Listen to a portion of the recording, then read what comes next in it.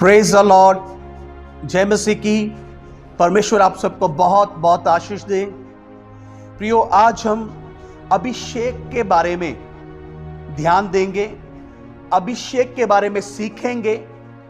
और उसके लिए सबसे पहले मैं एक वचन पढ़ना चाहूँगा जो लिखा है यशाया की किताब पवित्र वचन बाइबल में, उसका 10 अध्याय और 27 वचन में। यहाँ पर लिखा, उस समय ऐसा होगा कि उसका बोझ तेरे कंधे पर से और उसका जुआ तेरी गर्दन पर से उठा लिया जाएगा और अभिषेक के कारण वह जुआ तोड़ डाला जाएगा। प्रियो, यहां पर लिखा अभिषेक के द्वारा जुआ तोड़ डाला जाएगा। अभिषेक जब हमारे जीवन में आता है, जुआ टूट जाता है। जुए का मतलब है बंधन या गुलामी। किसी भी प्रकार के वो बंधन हो सकते, रोग, बीमारियां, दुष्ट आत्माओं के बंधन या कोई भी बंधन वो हो सकते। लेकिन जब अभिषेक आएगा, अभिषेक के द्वारा होगा क्या? जुआ टूट जाएगा, बंधन टूट जाएगा। प्रियो, हम देख रहे हैं कि इन दिनों में भी अभिषेक के द्वारा हर जगह में बंधन टूट रहे हैं, लोग आजाद हो रहे हैं, लोग फ्री हो रहे हैं, लोग डिलीवर हो रहे हैं। इसलिए ये अभिषेक, पवित्र आत्मा का जो सामर्थ है, पवित्र आत्मा का जो अभिषेक है, वो हमारे जीवन में होना बहुत जरूरी है। इसलिए हमें अभिषेक को हमारे जीवन में पाना है। अभिषेक हमारे जीवन में पाने से बहुत कुछ फायदा है। अभिषेक हमारे जीवन में पाने से हम जीवन में ब्लेस होते हैं, जीवन में आशीषित होते हैं। नंबर 1 हमने देखा, यशाया 10 अध्याय और 27 वचन में लिखा, अभिषेक के द्वारा जुआ तोड़ डाला जाएगा। अर्थात जो बंधन है वो टूट जाएंगे। चाहे वो आपके परिवार में किसी भी तरह के बंधन क्यों ना हो, कोई नशे का बंधन है, कोई लड़ाई झगड़े का बंधन है, कोई रोग बीमारी का बंधन है, कोई कर्जे का बंधन है, किसी भी कोई दुष्ट आत्मा का बंधन है आपका फैमिली के अंदर, किसी भी तरह के बंधन आपके परिवार में क्यों ना हो, किसी भी तरह के बंधन जब आपके फैमिलीज में, लेकिन जब अभिषेक आएगा उसका एक निशान है। अभिषेक जब आएगा तो जुआ टूटेगा, अर्थात बंधन टूटेंगे। इसलिए अभिषेक, पवित्र आत्मा का अभिषेक पाना हमारे लिए बहुत अनिवार्य है, बहुत जरूरी है। और इससे हर एक व्यक्ति को अपने जीवन में बहुत कुछ लाभ है। दूसरी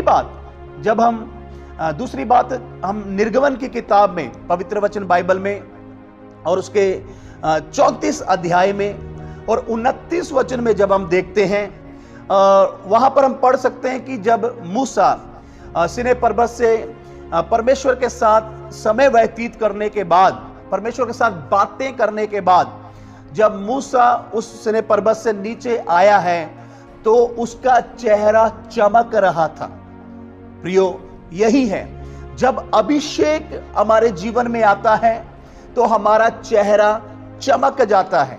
मतलब जीवन में उदासी नहीं रहेगी, चेहरा मुरझाया नहीं रहेगा और वो मायूस नहीं रहेंगे। अभिषेक जब हमारे जीवन में आएगा तो चेहरा चमकना शुरू हो जाएगा। और आज भी हम दुनिया में देखते हैं परमेश्वर के अभिषिक्त दासों के बारे में, अगर आप ध्यान देंगे एक बात को, कि उनका चेहरा भी चमक रहा होता है। ऐसे बहुत से परमेश्वर के लोग, विश्वासी जन भी होते हैं जो परमेश्वर के साथ घंटों प्रार्थना में टाइम स्पेंड करते हैं और परमेश्वर के अभिषेक से अपने जीवन में भरते हैं। उनका चेहरा भी अगर देखा जाए तो चमक रहा होता है। इसलिए अभिषेक का मैं आपको बता रहा था, अभिषेक को प्राप्त करने से हमारे जीवन में बहुत कुछ फायदा है। नंबर 1 हमने देखा कि अभिषेक आएगा तो जुआ टूटेगा आपके परिवारों के अंदर से, आपके जीवन के अंदर से। और नंबर 2 हम देख रहे, अभिषेक आएगा तो चेहरा चमक जाएगा। Praise the Lord, hallelujah. और तीसरी बात जब हम प्रेरितों के काम 12 अध्याय और 5 वचन को जब हम पढ़ते हैं, वहां पर हम देखते हैं कि जब पतरस जेल में बंद था तो जो कलीसिया है वो लो लगाकर बड़ी लगन से प्रार्थना कर रही थी, और परमेश्वर ने प्रार्थना को सुना और स्वर्गदूत को भेजा, और स्वर्गदूत के द्वारा परमेश्वर ने पतरस को जेल में से बाहर निकाला है। मतलब क्या? जब अभिषेक आता है तो प्रियो प्रार्थनाओं में असर आता है।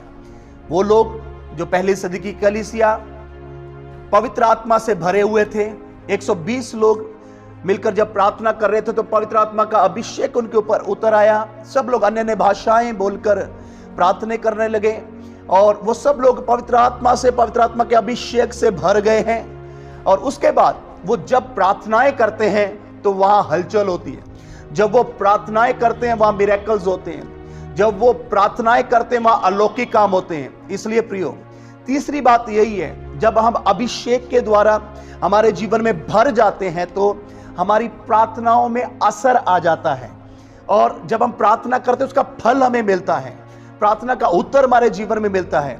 दूसरी तरफ ऐसा भी है, जब लोग अभिषेक को नहीं पाते हैं, सामर्थ्य से नहीं भरते हैं, अभिषेक से नहीं भरते हैं, तो उनकी प्रार्थनाओं में उतना ज्यादा असर देखने के लिए नहीं मिलता है, उतना ज्यादा कोई काम देखने के लिए नहीं मिलता है। लेकिन जब पवित्र आत्मा के अभिषेक के द्वारा कोई भर जाता है तो उसकी प्रार्थना में बहुत कुछ असर हो जाता है, और उसकी प्रार्थनाएं प्रभावशाली होती हैं, बदलाव को लेकर आने वाले होती हैं। Praise the Lord, hallelujah. Okay, number 4 को प्रियो, जब हम परमेश्वर के वचन में देखते हैं, पहला शमूएल और उसका 10 अध्याय, और जब हम उसका 6 वचन को जब हम पढ़ते हैं, पहला शमूएल 10 अध्याय उसका 6 वचन में पढ़कर आपके बीच में बताता हूं। यहां पर लिखा, तब यहोवा का आत्मा तुझ पर बल से उतरेगा और तू उनके साथ होकर नबूवत करने लगेगा, और तू परिवर्तित होकर और ही मनुष्य हो जाएगा। यहां पर लिखा, जब पवित्र आत्मा शाऊल के ऊपर लिखा, जब बल के साथ उतरेगा तो तू परिवर्तित हो जाएगा और ही मनुष्य हो जाएगा। अर्थात जब अभिषेक हमारे जीवन में आता है तो हम परिवर्तित हो जाते हैं, हम बदल जाते हैं, और ही मनुष्य हो जाते हैं। पहले की तरह नहीं रहते हैं, ठंडे ठंडे नहीं रहते हैं, या कोई बुराई करते हुए वाले व्यक्ति नहीं रहते हैं, निंदा करने वाले व्यक्ति नहीं रहते, और ही मनुष्य हो जाते हैं, बदल जाते, परिवर्तित हो जाते हैं। इसलिए एक चिन्ह है, जब एक व्यक्ति अभिषेक से भर जाता है या अभिषेक को अपने जीवन में पाता है तो वो परिवर्तित हो जाता है, वो और ही मनुष्य हो जाता है। Praise the Lord, hallelujah. और 5वीं बात को जब हम परमेश्वर के वचन में देखते हैं, दूसरा राजा 6 अध्याय 16 वचन को जब हम पढ़ते हैं, वहां पर भी एक घटना को हम देखते हैं। दूसरा राजा 6 अध्याय और उसकी 16 वचन में जब हम देखते हैं, लिखा, उसने कहा, मत डर, क्योंकि जो हमारी ओर है वह उनसे अधिक है जो उनकी ओर है। तब अलीशा ने यह प्रार्थना की, हे यहोवा, इसकी आंखें खोल दे कि यह देख सके। तब यहोवा ने सेवक की, अलीशा का जो सेवक है, जो देखकर बाकी लोगों सेनाओं को देखकर डर रहा था, तब जब अलीशा ने अपने सेवक के लिए प्रार्थना की, अलीशा कहता है, प्रभु इसकी आंखें खोल दे, मेरे सेवक की आंखें खोल दे। और जब वह देख सका तब क्या देखा, अलीशा के चारों ओर का पहाड़ अग्नि में घोड़ों और रथों से भरा हुआ है। Praise the Lord, hallelujah. प्रियो, 5वीं बात है, जब अभिषेक आता है तो आत्मिक आंखें खुल जाती है और इंसान दर्शन देखना शुरू करता है, स्वप्न के द्वारा परमेश्वर उससे बातें करना शुरू करता है। और जब अभिषेक आता है तो प्रियो आत्मिक आंखें खुलती हैं और स्पिरिचुअली बंदा ग्रोथ करता है, आगे बढ़ पाता है। Praise the Lord, hallelujah. प्रियो, हमने 5 बातों को अभी देखा कि जब अभिषेक आता तो उसके साथ 5 बातें मैंने आपके बीच में, काफी बातों को बता सकते हैं लेकिन चंद 5 बातों को मैंने आपके बीच में एक्सप्लेन किया। नंबर 1 है अभिषेक आएगा तो जुआ टूट जाएगा। नंबर 2 है अभिषेक आएगा तो चेहरे के ऊपर भी चमक आ जाएगी। नंबर 3 हमने देखा अभिषेक आएगा तो प्रार्थनाओं में असर आ जाएगा। नंबर 4 हमने देखा अभिषेक आएगा तो परिवर्तित हो जाएगा, बदल जाएगा और ही मनुष्य हो जाएगा, स्पिरिचुअल हो जाएगा। और नंबर 5 हमने देखा जब अभिषेक आएगा तो आत्मिक आंखें खुल जाएंगी, दर्शन देखना शुरू करेंगे, स्वप्न के द्वारा प्रभु बात करना शुरू करेगा। इसलिए अभिषेक को अपने जीवन में प्राप्त करना अनिवार्य है, जरूरी है। ये सारी ब्लेसिंग्स जो आप इस समय इस संदेश के माध्यम से सुन रहे हैं, ये सारी बरकतें, ये सारी ब्लेसिंग्स अभिषेक के साथ जुड़ी हुई हैं। हर एक पर्सन को, हर एक बिलीवर को, हर एक विश्वासी को अपने जीवन के अंदर इस अभिषेक को पाना अनिवार्य एक बात है। अभिषेक पाएंगे तो इतनी ब्लेसिंग्स को यहां पर लिखा हुआ मैंने वो जो आपके बीच में पढ़कर बताई है। Praise the Lord, hallelujah. इसके साथ एक और बात जोड़कर मैं आपको बताना चाहता हूं। कुछ बातों से हमें सावधान रहने की भी जरूरत है। कुछ बातें एक अभिषिक्त जो पर्सन है उसके साथ हम नहीं कर सकते, या एक अभिषिक्त के खिलाफ कुछ काम है जो हम नहीं कर सकते। ऐसी कुछ बातें मैं आपके बीच में बताऊंगा। पहली बात तो अभिषिक्त के खिलाफ कुछ करना ही नहीं चाहिए, लेकिन उसके बारे में भी चंद कुछ बातें पवित्र वचन बाइबल में से आपके बीच में मैं बताना चाहता हूं। पहली बात को जब हम दूसरा राजा और उसका 5 अध्याय और उसका 1 से लेकर 27 तक पढ़ते हैं, वहां पर एक घटना को हम देख सकते हैं। Praise the Lord, hallelujah. दूसरा राजा 5 अध्याय 1 से लेकर 27 में क्या घटना है कि परमेश्वर के दास अलीशा के पास नमान कोढ़ी आता है और उसको वो अलीशा प्रभु का दास 7 डुबकी लगाने के लिए कहता है, और वो 7 डुबकी लगाकर वो नमान कोढ़ी है वो चंगा हो जाता है। और जब नमान कोढ़ी वहां से चंगा होकर जा रहा होता है तो अलीशा का जो सेवक गहेजी है वो उसके पीछे, नमान के पीछे भागता है और उससे कुछ पैसा वगैरह, चांदी वगैरह, उससे वस्त्र वगैरह ऐसी चीजों को ले लेता है। जबकि अलीशा ने जब नमान कोढ़ी को चंगा किया तो नमान कुछ अलीशा को देना चाहता, लेकिन अलीशा ने स्वीकार नहीं किया। अलीशा ने बोला, नो, प्रभु ने तुमको चंगा किया, परमेश्वर ने तुम्हें हील किया, उसके बदले में हमें कुछ नहीं चाहिए। लेकिन गहेजी नमान के पीछे भागता है, उससे कुछ वस्तुएं, चांदी, कपड़ा वगैरह ले लेता, पैसा वगैरह ले लेता है। उसके बाद जब वापस आता है तो अलीशा ने गहेजी से पूछा, तुम कहां थे?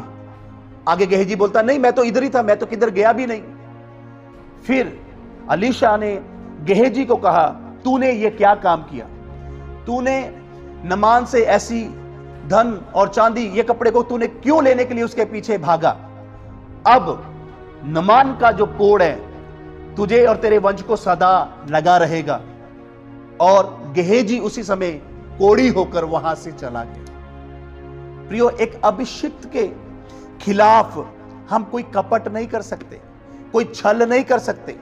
यहां पर जो गेहेजी है, अभिषिक्त प्रभु के दास अलीशा के साथ छल कपट कर रहा है और नमान से जाकर पैसा वगैरह रिसीव कर रहा है, तो वहां पर उसके ऊपर सजा होती है और नमान का जो कोढ़ है वो गेहेजी को वहां पर लग जाता है। इसलिए एक अभिषिक्त के खिलाफ कभी भी कोई छल कपट नहीं करना चाहिए, ये बात भी हमें हमेशा याद रखना चाहिए। नंबर 2 हम देखते हैं दूसरा राजा, दूसरा अध्याय 23 और 24 वचन में जब हम पढ़ते हैं, जब प्रभु का दास अलीशा जा रहा था तो कुछ लड़के जो हैं और वो उसको मजाक उड़ाना शुरू कर देते। वो कहते चंदुए चढ़ा, चंदुए चढ़ा, चंदुए चढ़ा, ऐसे करके कुछ वर्ड बोलकर उसका मखौल, उसका मजाक उड़ाना शुरू कर देते हैं। उस समय जंगल से 2 ऋषनियां आकर 42 लड़कों को फाड़ देती हैं। तो प्रियो, इसलिए कभी भी किसी अभिषिक्त परमेश्वर के लोगों के बारे में, प्रभु के दासों के बारे में कभी भी मजाक नहीं उड़ाना चाहिए। मजाक नहीं, ये कभी हमारे लिए अच्छा नहीं होगा। परमेश्वर के अभिषिक्त दासों के साथ छल कपट करना, यह हमारे लिए कोड़ को या पाप और सजा को लेकर आता है।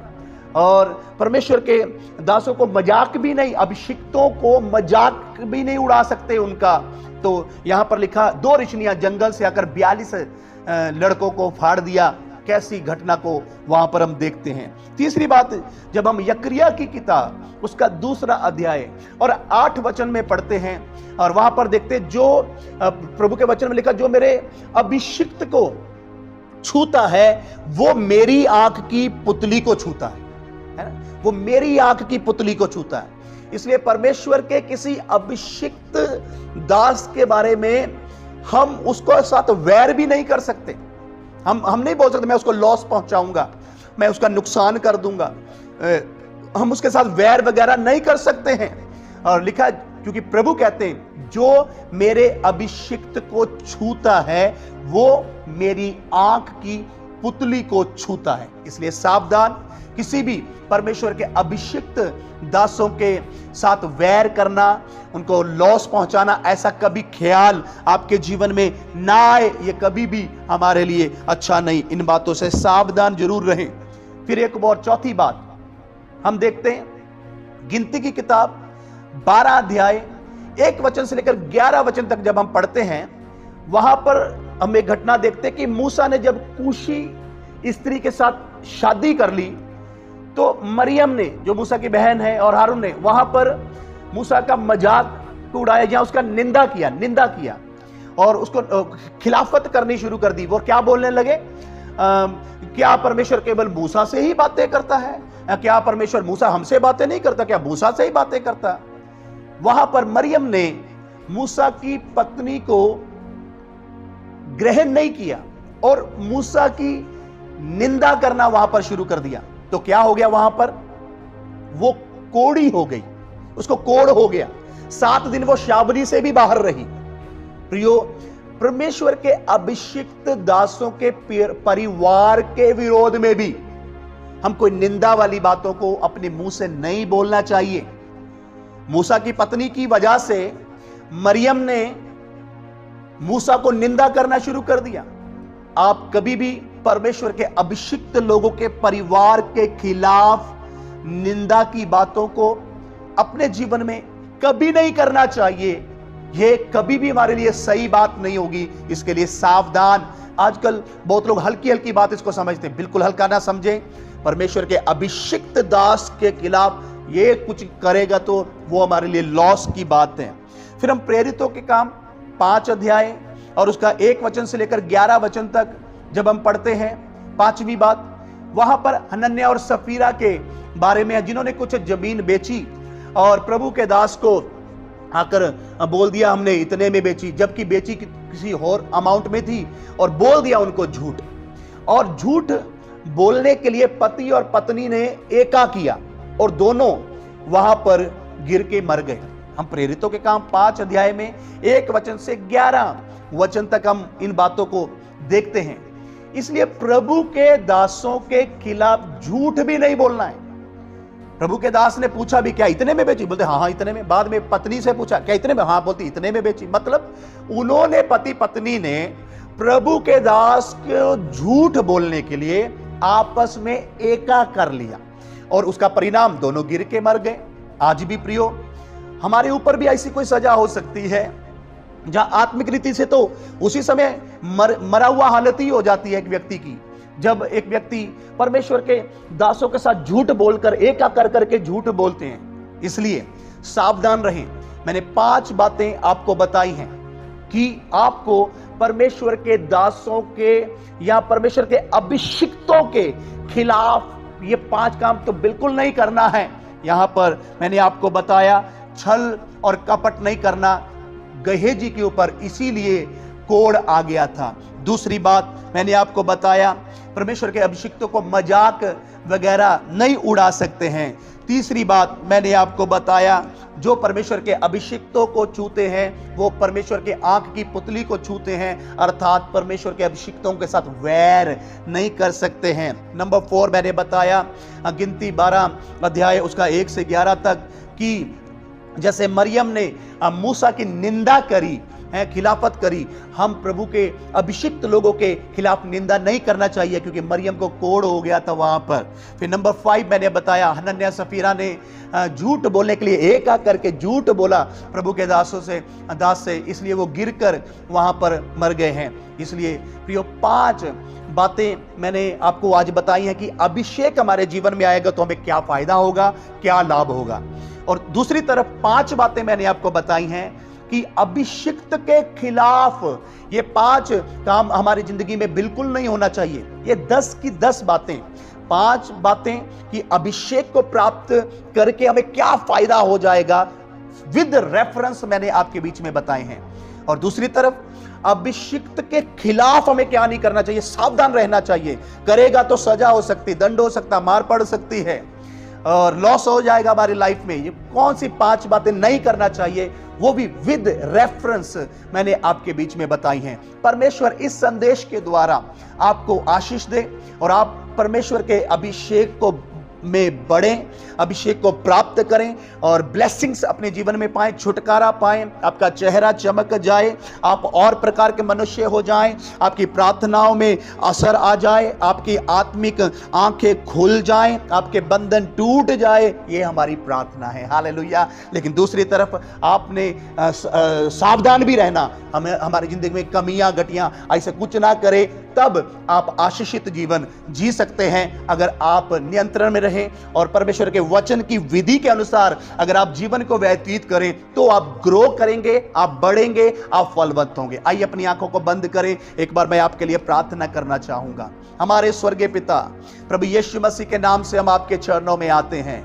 प्रभु दिल से हम आपका धन्यवाद करते हैं आपके पवित्र वचनों के लिए। सचमुच में प्रभु अभिषेक हमारे जीवन में पाने से क्या कुछ हमें फायदा हो जाएगा, कुछ 5 बातें हमारे बीच में सीखने के लिए आपने इस समय अवसर दिया है। और दूसरी तरफ प्रभु 5 सावधानियों को भी सीखने के लिए आपने मौका दिया ताकि हम अपनी हद में रहें और तेरे वचन के अनुसार प्रभु अपने जीवन को व्यतीत करें। प्रभु इस समय सुनने वाले एक एक भाई बहनों को इन वचनों के द्वारा स्पिरिचुअल लाइफ में उन्नति दे मेरे पिता, आत्मिक जीवन में बढ़ोतरी दे मेरे प्रभु। यह संदेश बहुतों के लिए आशीष का कारण बने मेरे प्रभु, उन्नति का कारण बने मेरे प्रभु, बढ़ोतरी का कारण बने मेरे पिता परमेश्वर। और आप एक एक सुनने वाले भाई बहनों को आप बहुत बहुत बरकत दे, बहुत बहुत आशीष दे। मैं धन्यवाद देता हूं प्रभु जी, आपने हमारी प्रार्थना को सुन लिया है। यीशु मसीह के पवित्र नाम से मांगते हैं, आमीन, आमीन, आमीन।